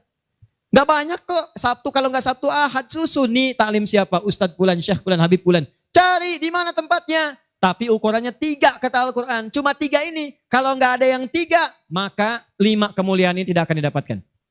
Apa yang 3 itu? 1, sifatnya majlis ilmu itu majlis yang memahamkan antum dalam urusan agama. Bukan menjauhkan anda dalam urusan agama. Dalilnya Quran surah ke-9 tadi ayat 122. Liyatafaqahu fiddin, membuat mereka paham tentang agama. Jadi kalau ada majlis yang hanya membuat tertawa, tidak ada isinya, bahkan menjauhkan antum dari Allah, ngolok-ngolok ayat Al-Quran, ngolok-ngolok hadis dan sebagainya, maka yang seperti itu bukan majlis yang dimaksudkan lewat ayat tadi. Jelas? Ya. 2. Syaratnya kata Allah, kalau antum ingin masuk majlis, statusnya di syahid, maka antum mesti berniat dengan benar saat masuk ke majlis ilmu untuk memahami itu dengan mencatatnya dan memahaminya. Di begitu antum paham, catat, bawa catatan itu untuk kembali sampaikan kepada orang-orang yang tidak belajar. Itu sekarang lebih mudah, share di media sosial. Antum sekarang dapat 1 hadis, share. Begitu di-share ada daripada share yang tidak jelas. Bikin status. Semarang mendung aja bikin status. Hari ini Semarang mendung, emang kenapa? Apa dengan status antum akan berubah jadi cerah? Tidak ada. Sudah. Bikin yang bagus. Hadis kirimkan. Hadis Nabi SAW. Keutamaan bagi seorang pekerja. Keluarkan. Begitu antum share ke teman-teman antum pengusaha, mereka semangat semua. Semangat. Antum jangan lupa begitu diinjakan kaki bekerja karena Allah, setiap tapak itu pahala. Kirimkan ayatnya. Kawan-kawan, Quran surah ke-4 ayat 34. Berita gembira untuk kita. Niatkan yuk karena Allah. Begitu di-share, mereka lihat 10 orang meniatkan karena Allah. Antum dapat bagian pahalanya tanpa dikurangi sedikit. Kirim. Jelas? Nah, ini kalau gitu antum kurunkan majlis ilmu mana di sekitaran Semarang, siapa ustadznya, siapa syekhnya yang bisa mengangkat iman, bukan cuma datang, bisa mengangkat ilmu. Ya, lihat. Ini saya sedikit detilkan nih. Maaf ya, sedikit aja. Saya sedikit detilkan. Mengangkat ilmu dan iman itu bersamaan disebutkan. Yarfa'illahu alladhina amanu minkum walladhina utul ilma darajat. Jadi kalau ada majlis imannya mengangkat tapi ilmunya tidak, maka ini pun belum seimbang. Atau ilmunya luas tapi iman gak terangkat. Ini jadi masalah. Apa ciri orang terangkat imannya? Maka dia gemar menunaikan amal soleh. Maka jika anda menemukan majlis-majlis mendorong anda mengerjakan amal soleh, ikuti majlis itu. Dan saya katakan pada anda, kalau materi saya tidak membuat anda dekat dengan Allah, membuat anda terbuang untuk beramal soleh, tinggalkan saya. Cari ustadz yang lebih baik. Saya bukan ustadz seperti yang disyarat oleh Al-Quran. Cari majlis lain. Tapi cari ustadz-ustadz yang membuat anda dekat dengan Allah. Cari. Kedua, ilmu anda meningkat. Ilmu meningkat itu apa cirinya? 2 cirinya. 1, dengan ilmu itu memudahkan anda ibadah. Misal, sholat. Belajar sampai paham bacaan dan gerakan sholat. Supaya mudah ibadahnya, khusyuknya dapat. Ini kan ada sindiran di Quran. Kata Allah, banyak orang sholat gak paham bacaan dan gerakan sholat. Ayo jujur, katakan pada diri sendiri. Sampai sekarang malam ini, berapa persen bacaan sholat yang antum pahami? Jangan-jangan anda sholat tapi gak ngerti yang dibaca. Bagaimana bisa khusyuk? Ruku gak ngerti, sujud gak paham, bagaimana bisa khusyuk salatnya? Antum minta rezeki, isa aja 4 kali, warzukni, minta rezeki. Habis salat minta lagi. Ya Allah mohon berikan aku rezeki. Yang tadi apa saat salat? Warzukni. Ya bagaimana kita bisa mengerti apa yang diucapkan kalau kita tidak belajar? Makanya cari. Nak mengerti itu bahasanya paham, fikih. Makanya ada kitab salat namanya fikih salat, fikih umrah, fikih haji, belajar sampai paham. Tuh lihat berapa banyak sekarang yang umrah, tapi nggak paham yang dikerjakan. Putar. Sekarang kadang suka sedih gitu. Apalagi banyak yang ria. Ria itu kan menggugurkan amalan. Begitu disampaikan, habis amal. Ini ada yang jual kebun, jual tanah, nyampe sana nggak ada nilainya. Sekarang orang aja tawaf sampai live. Subhanallah, alhamdulillah. Kelihatan di sana, kelihatan. Pindah kiri, la ilaha illallah akbar. Tuh, kenapa nggak dipahami? Dan tawaf itu indah. Kalau antum benar tawafnya, dijanjikan oleh Allah, doa apapun seketika dikabulkan. Itu rahasianya di Quran surah 19. Ayat ke-47 sampai dengan 49. Ada rahasianya. Makanya kenapa dari Hajar Aswad ke Maqam Ibrahim? Itu doa intinya. Subhanallah, Alhamdulillah, wa la ilaha illallah, Allahu Akbar. Dari Maqam Ibrahim sampai Rukun Yamani, bebas mau pakai bahasa apapun. Nanti dari Rukun Yamani, pakai dengan Hajar Aswad, kenapa menggunakan Rabbana Atina Fid Dunya Hasanah? Itu ada maknanya. Bebas antum. Mau pakai bahasa Indonesia juga silakan. Mau pakai bahasa Jepang, bahasa Sunda, bahasa Jawa, bebas silahkan. Minta. Kadang kasihan, minta enggak, yang dibaca enggak paham dan sebagainya. Ada tuh dulu waktu saya tugas di Saudi 2010. Ini hebat walaupun tidak harus ditiru begitu caranya, tapi dia benar. Dia minta dengan bahasanya. Di multazam dia mau, ya Allah, hamba mohon ya Allah, hamba datang ke sini minta, enggak banyak, cuman minta berikan jodoh. Hamba belum menikah ya Allah, mohon karuniakan jodoh terbaik. Depan Ka'bah di multazam, tiba-tiba datang perempuan tinggi, putih, hidungnya mancung, langsung ditunjuk kasih contoh. Kayak gini ya Allah. Saya beneran tuh, nggak bercanda. Tapi apa yang terjadi? Karena dia minta yang dibutuhkan, dia paham apa yang dibacakan, dikabulkan oleh Allah. Pulang nikah, walaupun bukan dengan yang tadi. Menikah. Ada lagi yang lain, gelantungan di multazam, langsung mengatakan, ya Allah, hamba datang ini banyak hutang. Engkau pasti tahu hamba ya Allah. Engkau mengerti hamba, kesini pun hamba ngutang. Kalau tidak percaya, ini catatannya ya Allah. Benar. Pulang lunas gitu kan. Nah dia ngerti yang dibaca. Kadang-kadang kita kerjakan sesuatu yang kita pahami. Makanya yuk ngaji sampai paham. Enak kalau sudah begitu. Begitu Anda memahami sesuatu, nah ilmu naik. Kalau orang paham, itu ciri yang pertama, dibawa ke ibadah mudah. Yang kedua, perluaskan wawasan. Karena dalam fikih itu ada hal-hal tertentu yang menjadi kemudahan. Bukan harus itu saja yang dikerjakan. Babnya dalam fikih. Fikihnya nanti dalam kajian madhab. Madhab itu ada muqarin, turunannya ada pilihan. Pilihan-pilihan itu membuat kita lebih mudah. Ada yang tanpa pilihan, satu dalil, satu contoh. Itu artinya semua dipandang bisa. Contoh, angkat tangannya, begitu ngangkat tangan langsung letakkan yang telapak kanan di punggung yang kiri. Angkat Abu Daud misalnya. Begitu Anda angkat, fawadha yadahul yumna lal yusra, letakkan yang kanan telapaknya di punggung yang kiri. Antara mengangkat dengan meletakkan pakai fa, harfu atfin rabitin baina syai'aini bila hudud. Paham? Harfu atfin huruf sambung, rabitin yang mengikat baina syai'aini antara dua hal. Pekerjaan pertama dengan yang kedua bila hudud tanpa jeda. Pertama mengangkat tangan, kedua meletakkan. Antara mengangkat dengan meletakkan tanpa jeda, angkat langsung letakkan. Letakkan yang telapak kanan di punggung yang kiri, letakkan, selesai. Ini satu dalil, satu contoh. Nah kalau sudah satu dalil, satu contoh, kita nggak usah kreatif. Misal, tapi saya tidak bermaksud menyalahkan ya. Kalau ada, silahkan dapatkan dalilnya, sampaikan dan saya pelajari. Angkat misalnya, letakkan langsung. Ah nggak enak Ustadz. Masa kiri duluan? Kanan kan bagus, kiri kan kurang bagus. Kenapa nggak kanan dulu baru kemudian masuk kiri? Jadi angkat Allah, masuk kanan, kiri, baru begini. Kadang-kadang kaki naik dikit. Ya, angkat. Nah ini yang seperti ini, kalau saya prinsipnya, kalau belum menemukan dalilnya, maka cukupkan pada itu saja. Makanya cuma satu dalilnya. Silahkan cek. Di kitab hadis palsu pun, saking palsunya tidak akan ditemukan. Dan kabar gembira, pemalsu hadis pun tidak tertarik memasukkan hadis ini, saking jelasnya. Jelas. Silahkan cari. Saya pernah lihat di koleksi kitab hadis, ada 1235 kitab hadis. Cari nggak ketemu. Saking jelasnya gitu kan. Ya ini satu. Tapi kalau ada pilihan, itu artinya, maaf, umat itu dipandang tidak semua bisa mengerjakan satu yang sama. Maka silakan pilih yang memudahkan antum. Misal dalam sujud, ini antum mau sujud nih. Dari inti dalam sami Allah liman hamidah, akan sujud. Kan cuma dua caranya. Kalau tidak dengan lutut, dengan telapak tangan. Ayo, yang pakai lutut siapa? Mau sujud pakai lutut dulu. Yang pakai telapak tangan? Yang nggak pakai lutut, nggak pakai telapak tangan, angkat tangan ayo. Nah ini dia. Ini saya serius nih, di Bekasi pernah kejadian suami istri nggak tegur sapa semalaman gara-gara persoalan ini. Suami pulang dari kantor macet nyampe rumah lewat isya, yang ke masjid sholat di rumah, begitu sholat yang turun lutut duluan. Istri melihat, begitu selesai tanpa muqaddimah, istri langsung berkata, papa sholatnya tidak sesuai sunnah. Kenapa mah? Harusnya telapak tangan duluan, bukan lutut. Papa menjawab, mama yang nggak tahu hadis. Padahal dua-duanya nggak tahu hadisnya. Satu ngaji di guru A, dua guru B. Besoknya datang. Begitu datang, saya cuma senyum, Pak Ibu tahu nggak? Itu kan ada di kitab yang sama. Di Sunan Abu Daud. Yang pakai lutut, nomor hadis 838, paling kanan sebelah bawah. Riwayat dari sahabat Wa'il bin Hujur. Yang pakai telapak tangan, sebelah kiri paling atas, nomor hadis 840 sampai 841. Riwayat sahabat Abu Hurairah. Oh, gak pakai Baca. Begitu dibaca, idza sajadta fala tasjud kama yabrukul ibil, falyadha rukbatai qabla yadai. Jika kamu ingin sujud jangan duduk seperti duduknya unta. Kalimatnya ibil, ya, unta masih umum. Maka letakkan lututmu sebelum telapak tanganmu. Maka yang kedua Abu Hurairah, hadisnya berbunyi kurang lebih bima makna idza sajadta fala tasjud kama yabrukul ba'ir, unta tunggangan yang sudah ada beban.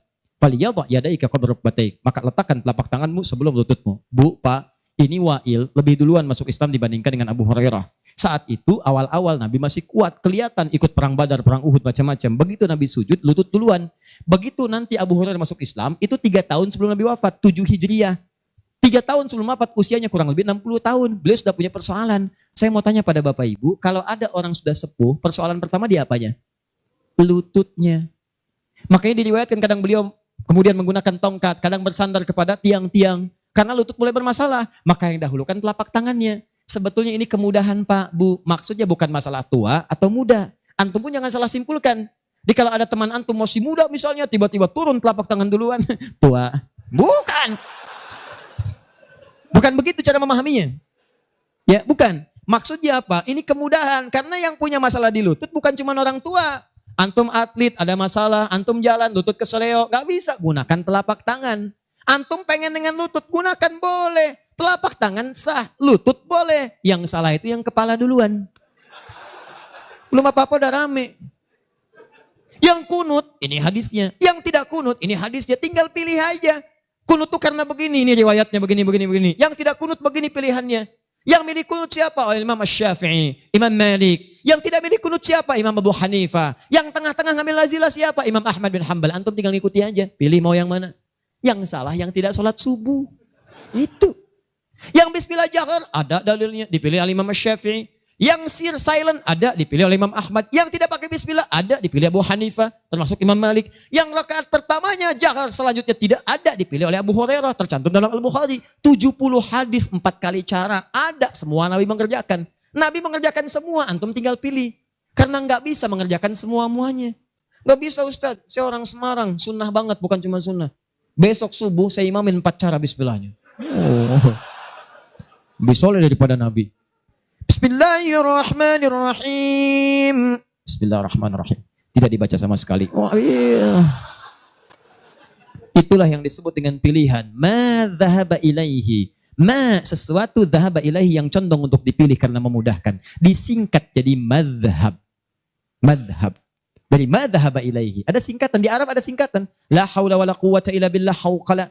Bahkan ayat Al-Quran itu ada ungkapan singkatannya. Bismillahirrahmanirrahim. Basmalah.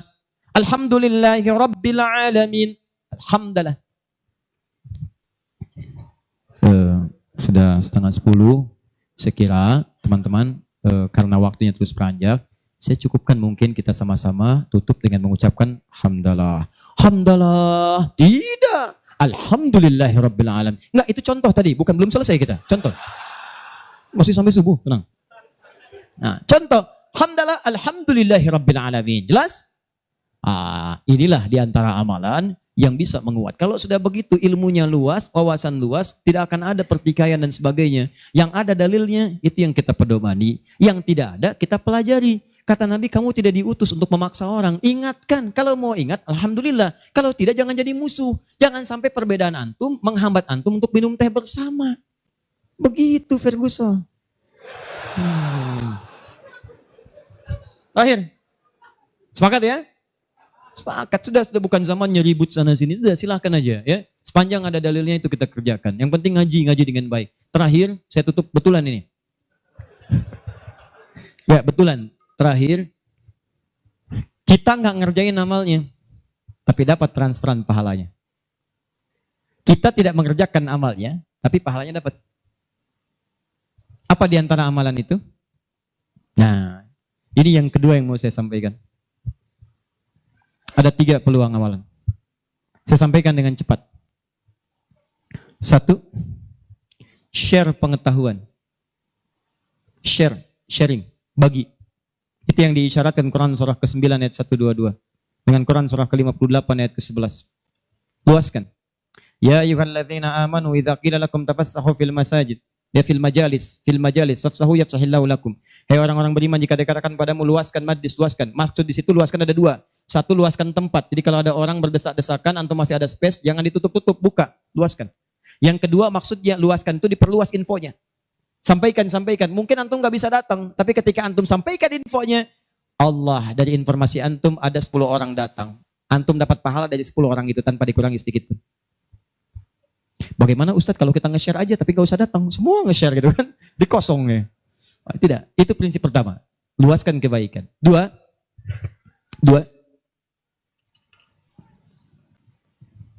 berinfak dengan harta pada amalan berganda. Berinfak dengan harta pada amalan berganda. Maksudnya sedekah jariyah. Contoh, tadi kan saya contohkan 4 kan? 4 ya? Masih ingat tadi? Di antara 4 itu, bukankah ada interaksi dengan Al-Quran? Baca, menghafal ya? Nih, antum punya modal 50.000, pengen infak. Dengan uang itu, disarankan langsung lewat petunjuk Nabi, cari dengan 50.000 itu yang menghasilkan keuntungan terus berlipat. Walaupun antum gak mengerjakannya. Saya beri contoh misalnya. Berikan kepada orang yang tadi mengerjakan pahala berganda sedekah jariyah. Misal penghafal Quran. Ada orang punya 50.000 diberikan kepada orang dengan bentuk makanan. Yuk makan. Dimakan oleh orang itu. Dia sholat. Begitu dia sholat dengan energi tadi antum dapat pahalanya. Begitu energinya hilang pahalanya selesai. Tapi antum belikan mushaf 50.000. Datang ke percetakan Habib Hasan. Saya cari mushaf Habib. Dengan harga 50.000. Antum dapat 2. Masya Allah. Begitu dapat 2. Antum datang ke tempat hafalan Quran. Masya Allah. Atau datang ke tempatnya Ibu Nyamin. Ya. Dari keturunannya Syekh Dahlan, ya Allah yarham, yang penemu qiraat itu. Begitu datang ke situ, berikan kepada anak-anak penghafal Quran.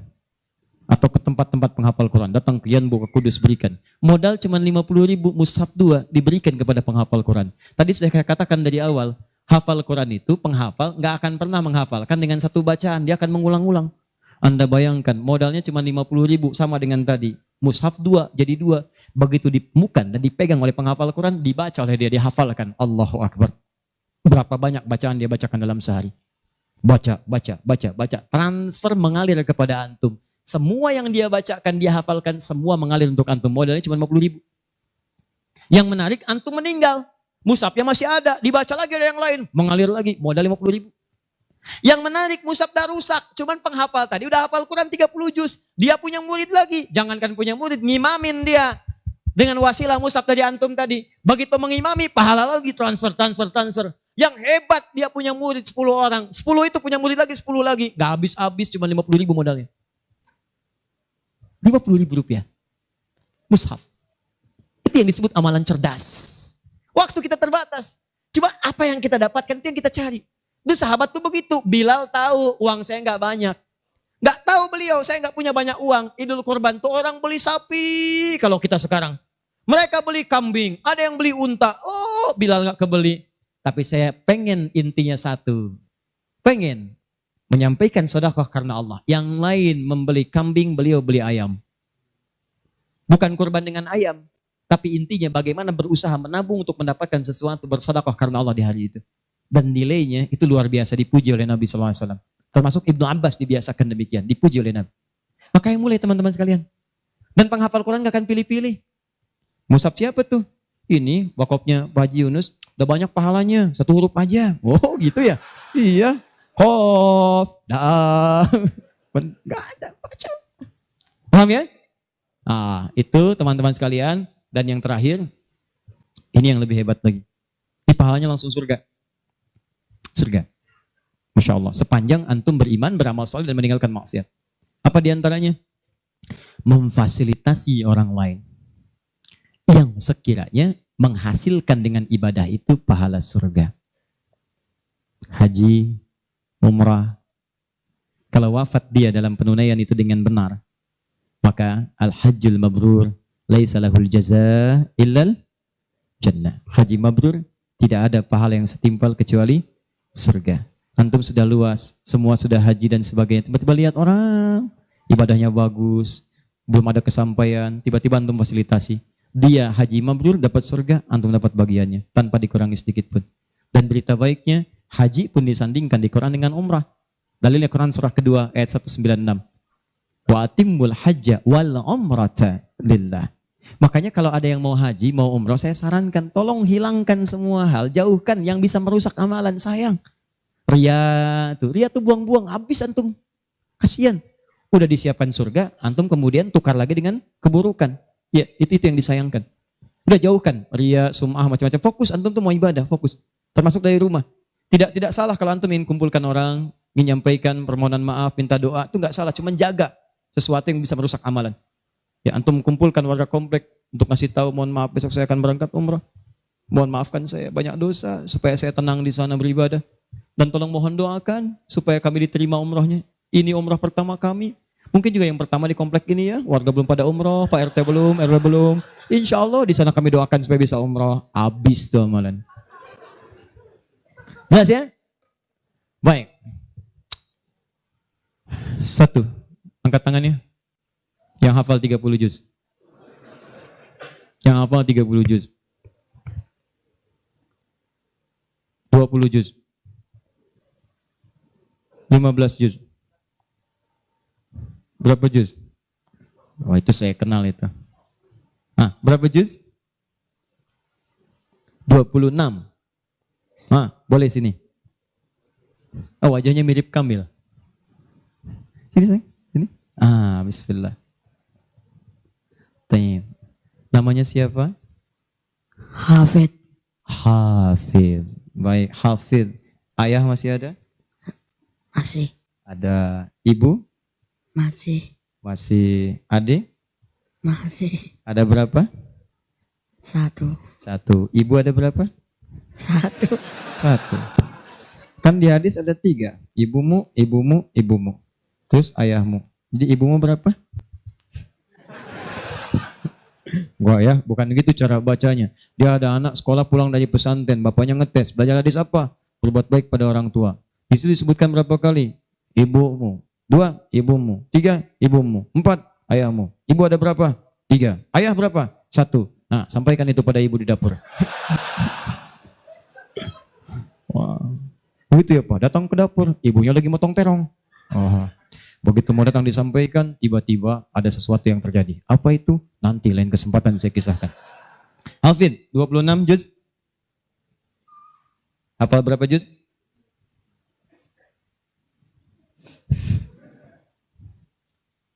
Berapa juz? 36 juz.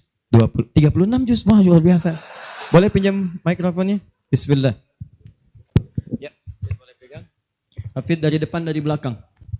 26 dari depan, dari belakang. 2 dari belakang. Oke. 2 dari belakang. 2 dari belakang. 24 dari depan. A'udzu billahi minasy syaithanir rajim. Qad nara taqalluba wajhika fis sama'. Falan nu'mina Ulangi dari liru'iyat. qad nara. Qad nara. Qad nara taqalluba. Qadara taqalluba wajhika fis sama. Falan nuwalliyannaka qiblatan ardhaha. Fawalliyaka.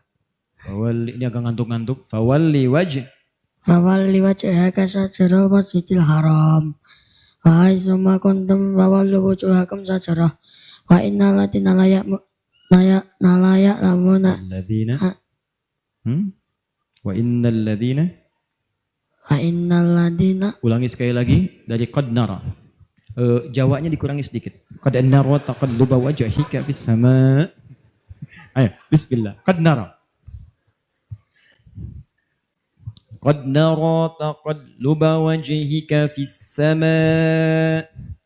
Qadara taqalluba wajhika fis sama.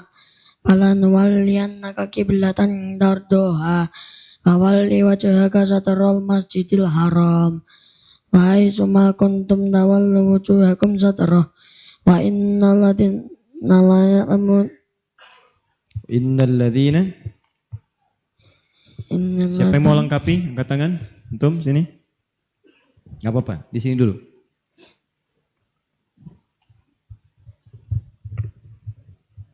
Tahan sini. Baik, bacakan. أعوذ بالله من الشيطان الرجيم قد نرى تقلب وجهك في السماء فلنولينك قبلة ترضاها فولي وجهك شطر المسجد الحرام Linya pendek, fawalli. Linya pendek, fawalli wajhaka. فولي وجهك Linya شطر pendek, fawalli wajhaka. فولي وجهك Linya pendek, fawalli wajhaka. فولي وجهك Linya pendek. فولي وجهك Kesempatan terakhir. Cepat. Fawalli wajhaka li wajhaka. فولي وجهك شطر المسجد الحرام وحيث ما كنتم فولوا وجوهكم شطره وإن الذين أوتوا الكتاب ليعلمون أنه الحق من ربهم وما الله بغافل عما يعملون وما الله بغافل عما يعملون بسم الله الرحمن الرحيم فلما فصل طالوت بالجنود فلما فصل طالوت بالجنود قال إن الله مبتليكم بالنهر مبتليكم بالنهر فمن بنهر ulangi falamma fasala Talut. Kesempatan terakhir. فلما فصل طالوت بالجنود قال إن الله مبتليكم بالنهر فمن شهد منكم الشهر فليصم. Bagus, terus lompat ke belakang lagi. Ke Al-Baqarah itu lompat, teman. Falamma faman syariba minhu falaysa minni. Siapa yang bisa menyempurnakan? Terakhir, antum di sini, tahan. Angkat tangan. Falamma fasala Talut bil junud. Boleh? Antum silakan. Terakhir.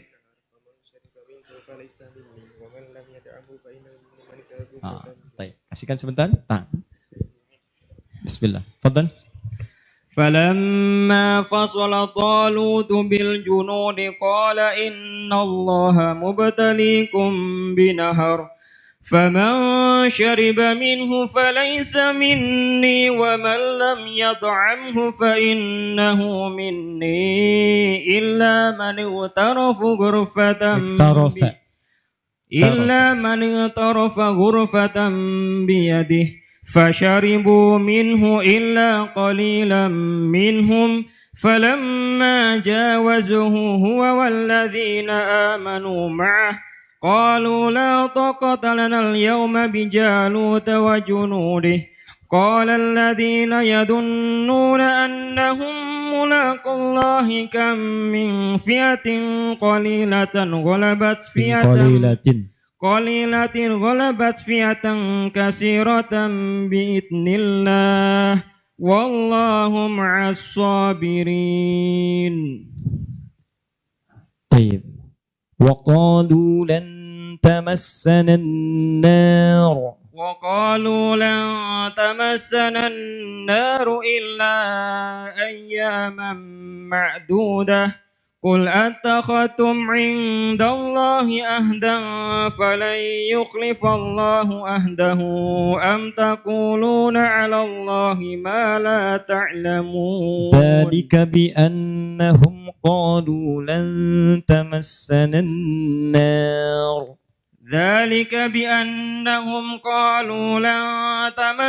النار إلا أياما معدودات قل أتخذتم وغرهم في دينهم ما كانوا يفترون. Antum hafal berapa juz? Dulu 30, sekarang juz 30. Dulunya sekarang lupa-lupa. Kenapa lupa? Ya, faktor banyak. Faktor banyak. Baik. Faktor banyak. Teruskan ya. Sampai 30 juz ya. Insyaallah. Sampai selesai ya. Insyaallah ya. Baik, maju sini. Teman antum siapa? Dzulkarnain dari pondok, nama asli Sugeng Riyanto. Baik, nama panggilan Dzulkarnain. Baik. Antum sudah punya keluarga? Sudah, anak 2. Baik. Mau nggak berjanji kita buat perjanjian? Apa ya? Sudah pernah lihat Ka'bah? Sudah pernah lihat Ka'bah? Apa itu? Ka'bah.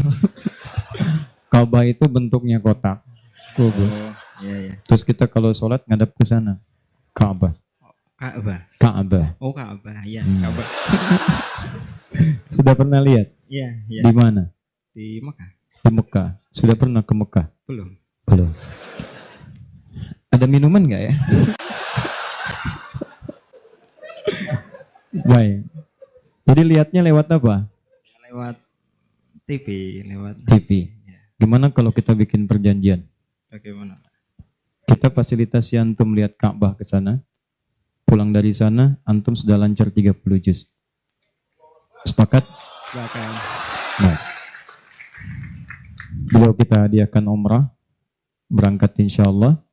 Ya, untuk menunaikan ibadah umrah. Nanti lihat Ka'bah di sana. Ya. Tapi perjanjiannya antum mesti mengulang hafalan Quran langsung di depan Ka'bah dan di depan Raudhah di Masjid Nabi Sallallahu Alaihi Wasallam. Sepakat? Menghafal. Mengulang karena antum sudah pernah hafal 30 juz. Minta di sana kepada Allah Ya. supaya dikuatkan hafalan Ya. dan tidak diganggu dengan pekerjaan lain yang bisa merusak hafalan. Oh ya. Sepakat? Sepakat. Yakin? Yakin. Mau tanya kawan, telepon teman? Tidak. Baik, untuk antum kita berikan hadiah umrah insyaallah. Nanti antum berangkat dan perjanjian kita dipegang. Antum sini. Berikan mic-nya. Antum mau baiknya juga ke Mekah. Nama siapa? Krishna, Krishna. Itu kalau malam atau siang? pagi siang. Siang. Ada yang siang Krishna, malamnya Krishnawati. Udah pernah seorang diperiksa. Begitu kena razia dipanggil. Kamu siapa? Nia apa? Siapa? Nia. Yang benar, nama lengkap. Kurniadi. Berapa juz? 2 juz setengah. 2 juz setengah. Nyampe Cengkareng tuh. 2 juz setengah. Dari depan, dari belakang. Dari depan. Kuliah di mana? Poltekkes Poltekkes mana? Semarang, Tulungagung. Semarang. Semester berapa? 1. 1. Berapa semester? Semester 2. Semester berapa semester? Kuliahnya berapa semester?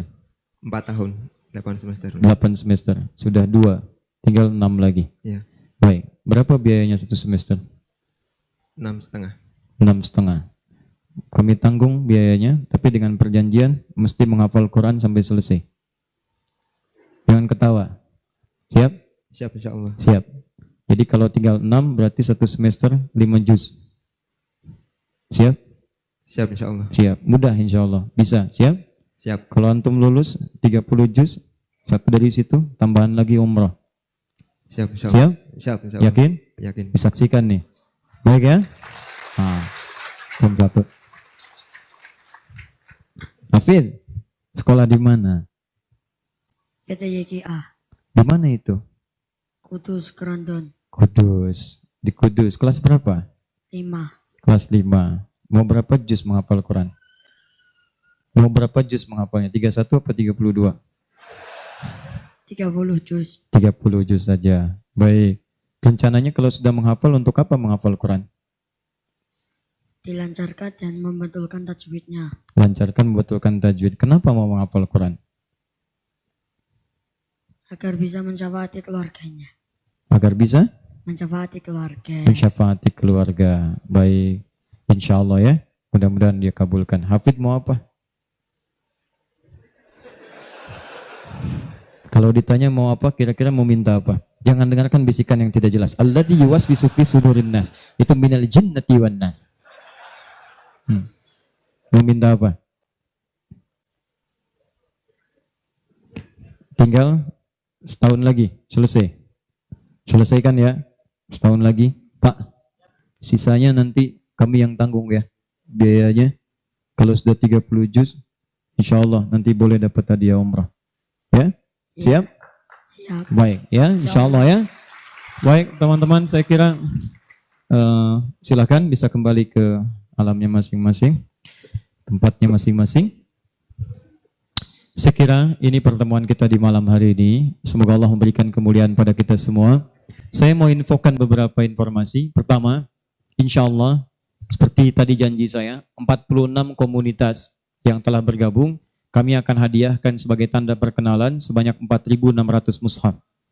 Masing-masing komunitas mendapatkan 100 mushaf insya Allah, atau sesuai dengan jumlah komunitasnya. Nanti kami kirimkan setiba di Bekasi, kami koordinasi langsung kami kirimkan.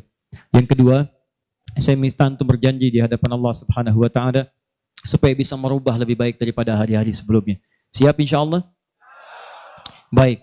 Yang ketiga, ini penting, nanti insya Allah kita ada kelas-kelas Quran dan yang lainnya. Untuk Kamis malam Jumat ini memang baru bertempat di Bekasi. Ada pembagian 10.000 gratis untuk buku sebagai pengantar mushaf. Nanti kalau sudah cetak mushafnya, kita akan datang ke beberapa kota untuk memberikan petunjuk menghafal Quran dengan cepat. Dan ini bukan hafalan biasa. Jadi kalau sekarang orang menghafal 30 juz seperti tadi disebutkan, tapi yang kami tawarkan itu menghafal Quran dan Qurannya jadi pedoman dalam diri kita. Jadi ketika Anda melihat ayat-ayat Quran tentang penglihatan, membimbing melihat kita, ini yang harus dilihat, ini tidak. Kalau Anda berjalan, ayat-ayat kaki itu masuk kemudian membimbing kita ini berjalan begini, yang ini tinggalkan. Nanti insya Allah saya berikan kisi-kisinya. Ya. Nah, itu nanti kurang lebih bulan depan lah. Kita kemudian adakan itu, mudah-mudahan sudah selesai mushafnya, nanti tunggu informasinya, insya Allah pertemukan kita kembali dalam kebaikan. Terakhir, saya punya satu permintaan, boleh? Satu ini saja. Mohon dalam setiap sujud antum, baik tahajud atau sholat atau yang lain, saya cuma minta mohon doakan kepada Allah agar Allah mengampuni dosa-dosa saya dan keluarga. Itu saja, saya tidak minta banyak. Semoga Allah muliakan antum semua. Dan yang lainnya, nanti barangkali panitia menyampaikan ada door prize, entah apa itu namanya, wallahu a'lam. Semoga yang terbaik untuk antum seluruhnya. Demikian, subhanakallahumma bihamdika, asyhadu an la ilaha illa anta astaghfiruka wa atubu ilaik.